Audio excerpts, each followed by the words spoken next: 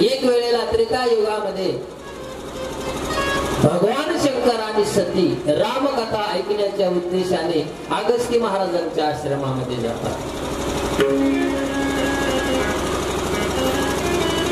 भगवान शंकर सतीच्या सोबत गेलेले, सतीला सोबत घेऊन गेले कथा ऐकण्यासाठी, रामकथा ऐकायला. संग सती जग जननी भवानी, सोबत सती आहे दक्ष कन्या सती. शिव आणि सती रामकथा ऐकण्यासाठी अगस्ती महाराजांच्या आश्रमात. भौगोलिक दृष्ट्या मनमाडच्या पुढे जो अनकाई नावाचा किल्ला आहे, त्या अनकाई नावाच्या किल्ल्यावरती अगस्ती महाराजांचा आश्रम आहे. आणि त्या अगस्ती महाराजांच्याकडे रामकथा श्रवण करण्याच्या उद्देशाने शिव आणि सती जातात. आणि तेव्हापासून रामकथा ऐकण्याची पद्धत पडली असावी की कथा एकट्यानं ऐकायची नाही, कथा दोघांनी ऐकायची. कोणी? पती पत्नीला. का ऐकायची? भगवान शंकर एकटे गेले नव्हते, सतीला सोबत घेऊन गेले. आज जरी सती आली असन रामकथेला तर उद्या सत्याला म्हणायचं चल रामकथा ऐका. सत्याला घरी ठेवायचं नाही.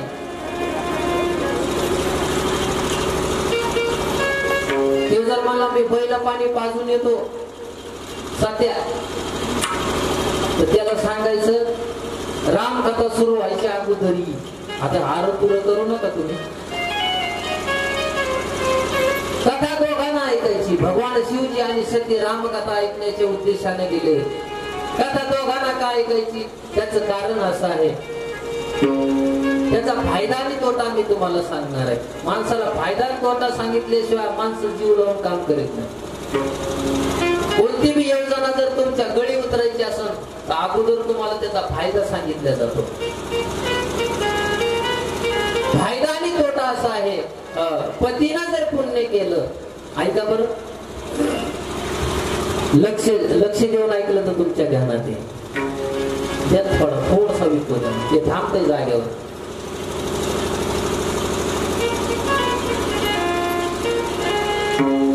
पतीनं जर पुण्य केलं तर पत्नीला अर्थ मिळतं. असं काही अडचण आहे का? मला अडचण असली तर सांगा बरं. हा ऐका.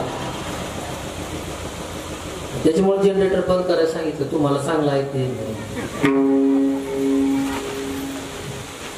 पतीनं जर पुण्य केलं तर पत्नीला अर्थ मिळतं.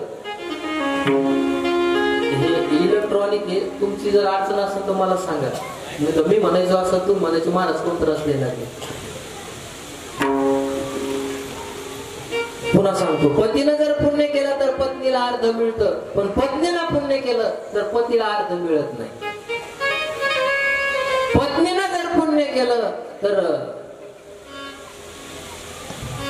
पत्नीनं जर पुण्य केलं ना तर पतीला अर्ध मिळत नाही, ते पत्नीलाच राहतं. पण पत्नीनं जर पाप केलं तर पतीला अर्ध भोगावंच लागतं. म्हणजे पतीच्या पुण्याईमध्ये पत्नीचा हक्क आहे, पण पत्नीच्या पुण्याईमध्ये पतीचा हक्क नाही. म्हणून पत्नी जर आज आल्या असेल तर पतीनं उद्या कीर्तनाला कथेला यायचंच. पतीच्या पतीच्या पदवीमध्ये पत्नीचा हक्क आहे, पण पत्नीच्या पदवीमध्ये पतीचा हक्क नाही.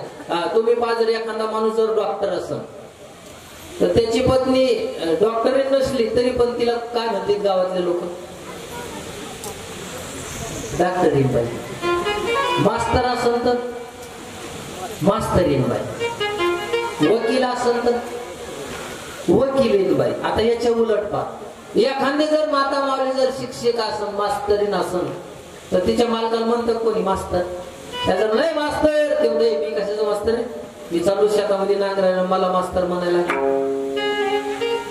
पतीच्या पदवीमध्ये पत्नीचा हक्क आहे, पत्नीच्या पदवीमध्ये पतीचा. तुम्ही जर एखादी जर माता मावली नर्स असेल, नर्स, तर तिच्या नवऱ्याला म्हणतात कोणी नर्सोबा. पत्नीच्या पदवीमध्ये पतीचा पत्नीचा हक्क नाही. म्हणजे पतीच्या पुण्यामध्ये पत्नीचा. त्याचं कारण असं आहे, पत्नीनं त्याच्यासाठी त्याग केलेला असतो. किती त्याग? खूप मोठा त्याग केलेला आहे पतीसाठी. पत्नीना तुम्ही लहानपणी पहा, कुमारी, मग तिचं नाव, मग तिच्या बापाचं नाव, बापाचं आडनाव, बापाचं गाव, पोस्ट बापाचा, तालुका बापाचा, जिल्हा बापाचा.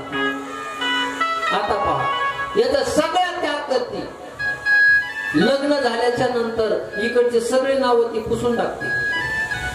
मग स्वतःचं नाव, पतीचं नाव, पतीचं आडनाव, गाव पतीचं, तालुका पतीचा, पोस्ट पतीचा, जिल्हा पतीचा, एक अक्षर सोबत आणत नाही. याच्यासाठी ना किती त्याग केलेला आहे. म्हणून पतीच्या पदवीमध्ये पत्नीचा हक्क नाही. पत्नीचा हक्क आहे, पण पत्नीच्या पदवीमध्ये पतीचा हक्क नाही. म्हणून कथा दोघा जणांना ऐकायची. त्याचा फायदा आणि तोटा मी तुम्हाला सांगितला. आज जरी चूक झाली असेल तर उद्या लक्षात राहू द्या. आजचा पहिला दिवस. आणि म्हणून शिव आणि सती कैलास पर्वतावरती अगस्ती महाराजांच्या आश्रमामध्ये कथा ऐकण्यासाठी गेली. अगस्ती महाराजांनी बघितलं भगवान शिवजी आणि सती रामकथा ऐकण्यासाठी आलेले आहेत. भगवान शिवजीला बघितलं आणि अगस्ती महाराजांनी नमस्कार केला. अगस्ती महाराज नमस्कार करतात, कारण वक्त्यानं श्रोत्याला नमस्कार करायचा नसतो, श्रोत्याने वक्त्याला नमस्कार करायचा असतो. सती सांगत होती, मनामध्ये विचार करीत होती की अगस्ती महाराजांनी नमस्कार केला, भगवान शिवजीचा भाव बदलला. भगवान शिवजी मनामध्ये विचार करतात, वक्ता किती नम्र झाला. कारण नम्रता इतकं सोपी गोष्ट नाही. कोण्याही माणसाकडे नम्रता येत नसती, पण ज्याच्याकडे नम्रता आली ना, आमचे जगद्गुरु तुकोबाराय सांगतात, नम्र झाला भूता